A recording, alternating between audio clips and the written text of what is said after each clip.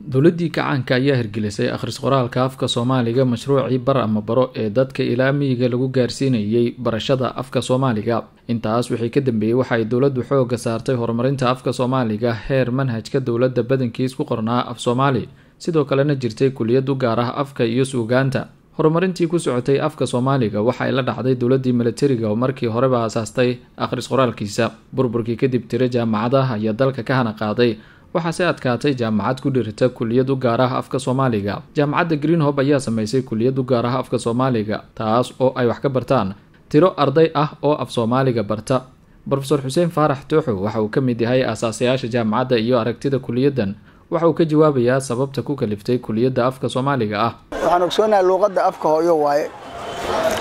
afka hooyana waxa waaye mar walba inuu maarta oo wax lagu shaqeeyo waaye waxa waaye marka ujeedada marka maadaama jaamacadii wax jaamacad oo laga dhigaa hadda ma jiraan marka afka hooyo waxa waaye waaqiyam waaye waxa waaye dhaqan waaye waxa waaye mataqaana waxyaalo badan oo mataqaana taariikh ayuu xambaarsan yahay marka sida daraadeed yani afkooyo marka adduunyada cid walba waxay wax ku barataa iskuulaadka primary-ga hoose dhexe haddana ay ku qoran yihiin buugta science-ka ay buugga cilmiga bulshada iyo dhammaan in afkaas mataqaana la koriyo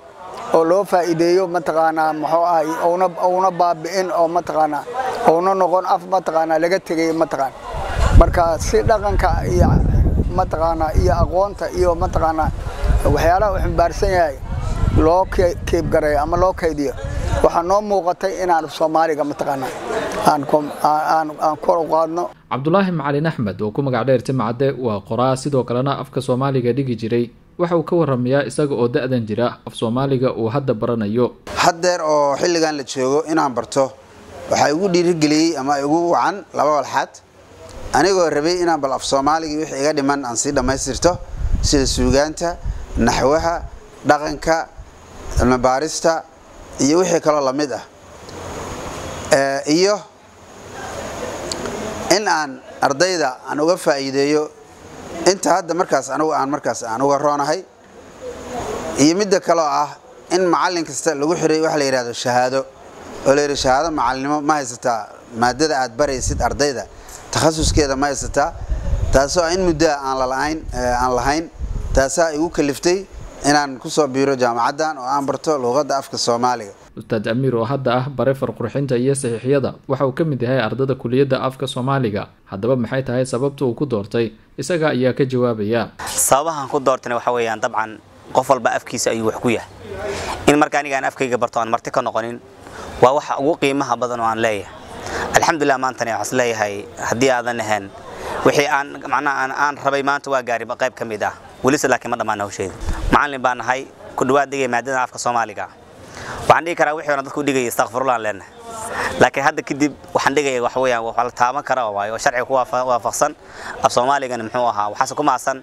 ragii asaasi kulliyadan iyo jaamacadda maanta aan ugu mahadcelinayaa runtii guusha faraha badan aan gaaray. Professor Tooxo ayaa soo jeediyay in dugsiyada sare ee dalka oo hadda lagu qaato 12 maado midda 13aad laga dhigo barashada afka Soomaaliga. dugsiyada sare waa luqadda adduunyada waxa way afkaaga hooyo ayaa wax lagu fahmaa waxa la yiraahdaa sacbaaga biyo looga dhirgaa ardada waxa soo baxeenba mataqaana markuu af Soomaali wax ku dhigo inuu wax fahmaa laakiin hadda waxay soo jeedinayaan